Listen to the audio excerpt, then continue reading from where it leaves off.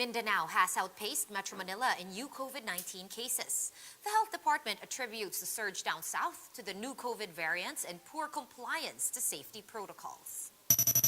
The government believes that the COVID-19 vaccination of the A4 priority group will be a game changer in our bid to further reopen the economy. Maynilad will once again implement water service interruptions due to leak repairs. And in politics, Davao City Mayor Sara Duterte says there's nothing final yet about her possible presidential bid. And in sports, Filipino-Japanese golfer Yuka Saso makes history after winning the U.S. Women's Open Championship.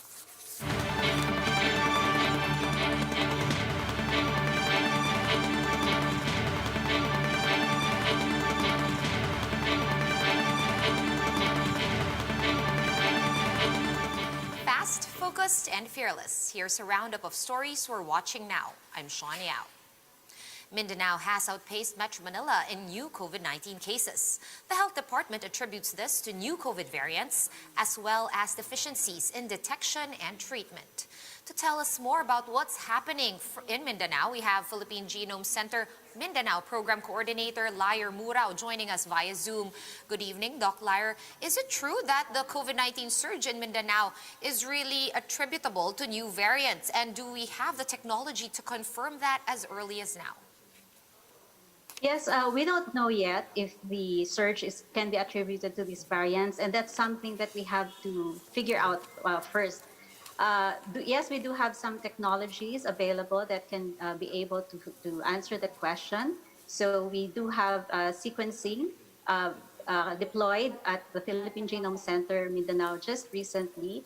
This is a portable sequencer, and we can use this machine also to do some sequencing for the SARS-CoV-2. All right, so does that mean that samples do not need to be sent to Manila anymore, or do you still do that? Well, actually, this project that we are working on right now is just a pilot project on sequencing. This is not yet part of the DOH Genomic Biosurveillance Program. So the project that we are involved right now is a collaboration between Accessible Genomics, the Research Institute for Tropical Medicine, and the University of Glasgow. So we will do an initial sequencing of selected number of samples all over the country. And Philippine Genome Center Mindanao will be one of the partner sites working in this team. And in this case, we're going to work with different laboratories all over Mindanao to be able to know the variants that are circulating in these areas. All right, and having said that, Doc Lyre, very good news, by the way. Do we actually have information on specific prevalent COVID variants that are going around there in Mindanao? Oh, there's not much data going around right now here in Mindanao. And I think the initiative that we're doing is really timely because we are now at the period when there's a surge here in Mindanao. And so it would be really nice to know what variants are circulating in the areas. All right. Now, going back to that pilot genome sequencing project that you're doing right now over there, how will this project specifically address that surge in Mindanao, or will it even come in time for that? And what is your projected turnaround for this project? Yeah, so for the first question, what kind of information or how can sequencing help? Aside from knowing the variants, we know that we have to monitor variants because these variants have certain characteristics that we need to be wary of. For example, these variants may have increased transmissibility, or eventually we may have vaccine evasive variants. So these are some of the things that we need to monitor, and sequencing can help us do that. But aside from that, we can also do some transmission studies. We can know how the virus moves, where it's moving, and where it's clustering. So that kind of information is very important. I'd like to equate that to the game of Patintero. I think we're all familiar with Patintero. In Patintero, you really have, it's like a mind game. You really have to know the move of your opponent, so you cannot let your opponent come in to your territory. So it's the same thing. We have to know the moves of the virus to be able to block it from spreading further. And we can't just play a mind game with the virus. So we have to have calculated moves. And we can do that if we have accurate information. And that accurate information we can get from sequences. That's right. Strategy, strategy, strategy. Now, Yeah. Doc Lyer, real talk this time. How is the general COVID-19 situation down there in Mindanao based on your observation? Well, it's a bit loosening here right now. I could see, this is just my personal observation. I could see that there's more people going around outside and there's less restrictions on the movement. But recently, for example, here in Davao City, we have just been declared MECQ last Saturday, and we're just waiting for guidelines on the what's going to happen next. But yeah, so I think we really have to be careful, very careful, and not be complacent with our actions at this time of the pandemic. All right, thank you so much for your time. We appreciate also all the insights and sharing the plans of the Philippine Genome Center. That was Dr. Lyer Murao of the Philippine Genome Center, Mindanao, joining us today. Thank you, Doc.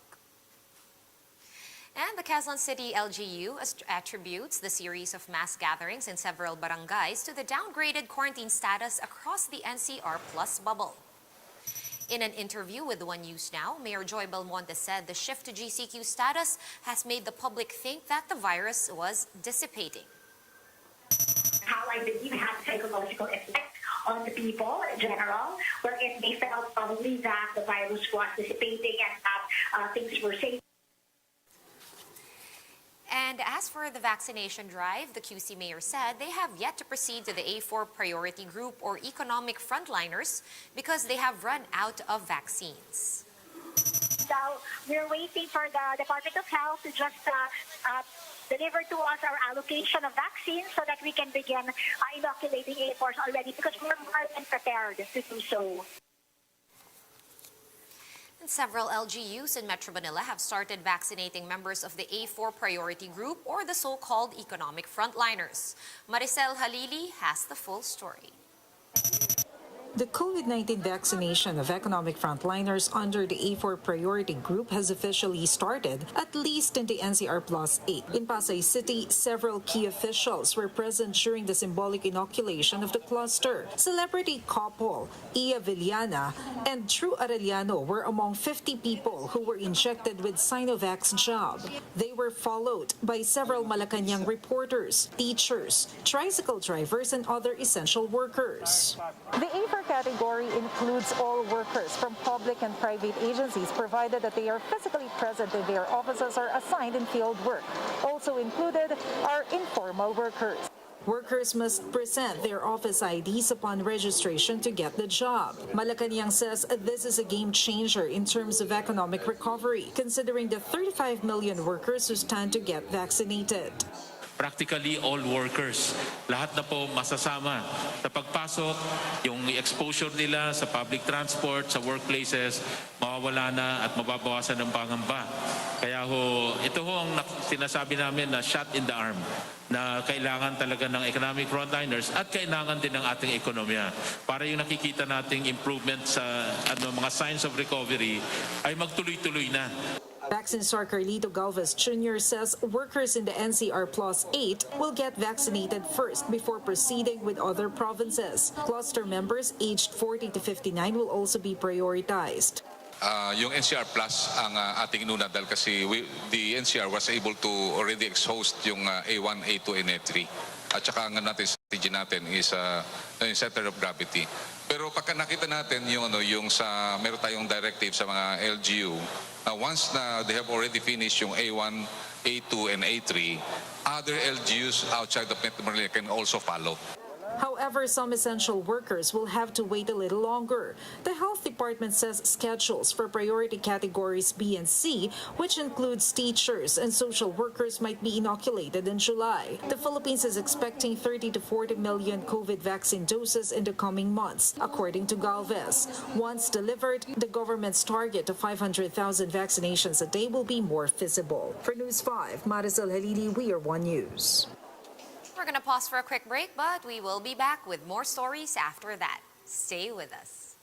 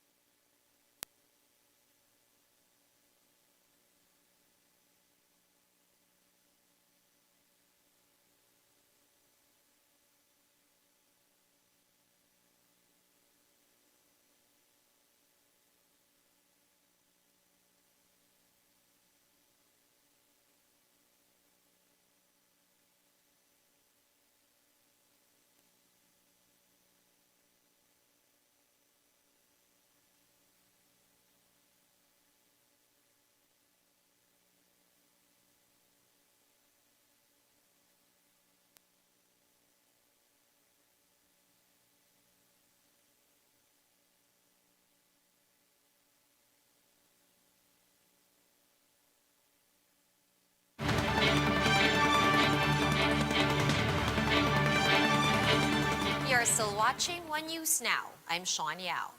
Maynilad will be implementing yet another round of water service interruptions due to leak repairs. Shyla Francisco reports.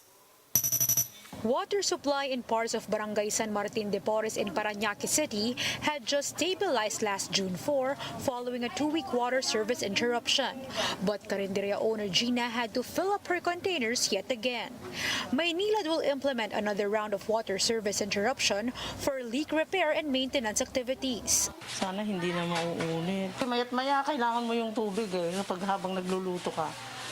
For about 8 to 12 hours, parts of Makati, Parañaque and Pasay will have no water supply, while some 166,000 residents from Quezon City and Valenzuela will experience a 28-hour water interruption starting June 8. Some of them couldn't help but complain. Malaking perwisyo sa amin po dito yan ay sobra naman ang tagal kasi wala rin kaming drum. Kagaya sa amin, maliit yung bahay namin, walang espasyo. Maynilad explained maintenance activities would take longer than usual in Quezon City and Valenzuela due to bigger pipes in the areas. The agency said it also aims to prevent further water interruption in the coming months. Kailangan din po namin kasi ito gawin pagka mas lumala po yung kondisyon ng leak na yan, baka po mas malaki pong trabaho ang kakailanganan sa pagre-repair and mas hahaba po yung pag-i-interrupt ng operation ng pump station niya. Maynilad vowed to send 34 mobile water tankers to affected customers. Shyla Francisco, we are One News. And here are other stories we're keeping our eyes on. Davao City Mayor Sara Duterte Carpio told News 5 that nothing is definite on her reported plans to run for president. Duterte Carpio said she is busy dealing with the COVID-19 surge and vaccine rollout in her bailiwick. The presidential daughter had topped the latest presidential candidate survey done by Octa Research.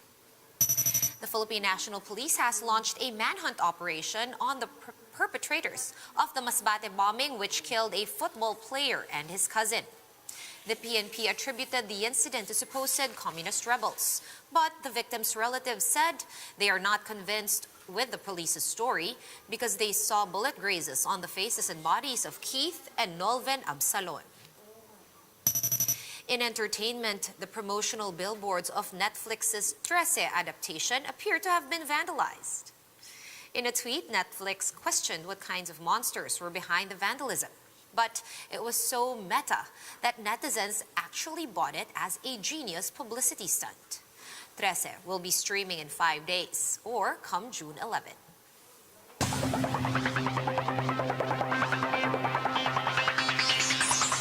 Filipino-Japanese golfer Yuka Saso has made history in the U.S. Women's Open in San Francisco. A sizable Pinoy crowd was there to watch Saso win her first major title and be the first Filipino to do so. At 19, she has tied with Inbee Park as the youngest champion in the tournee's history. Saso recovered from a poor start but managed to outlast Japan's Nasa Hataoka in the sudden death playoff. Sobrang malaki po yung pasasalamat ko sa kanilang lahat. Sa pagpunta po dito, alam ko po na hindi madali. Maraming salamat po at dami niyo pong binigay sa akin na energy. For more updates, visit News 5, The Philippine Star, and Business World online. Visit our website, onenews.ph, for more in-depth analysis. You can also catch One News on the Signal Play app. Register for a free account at www.signalplay.com and stream One News live anytime, anywhere. Mask on, wash hands, and stay safe, Philippines. I'm Sean Yao. We are One News.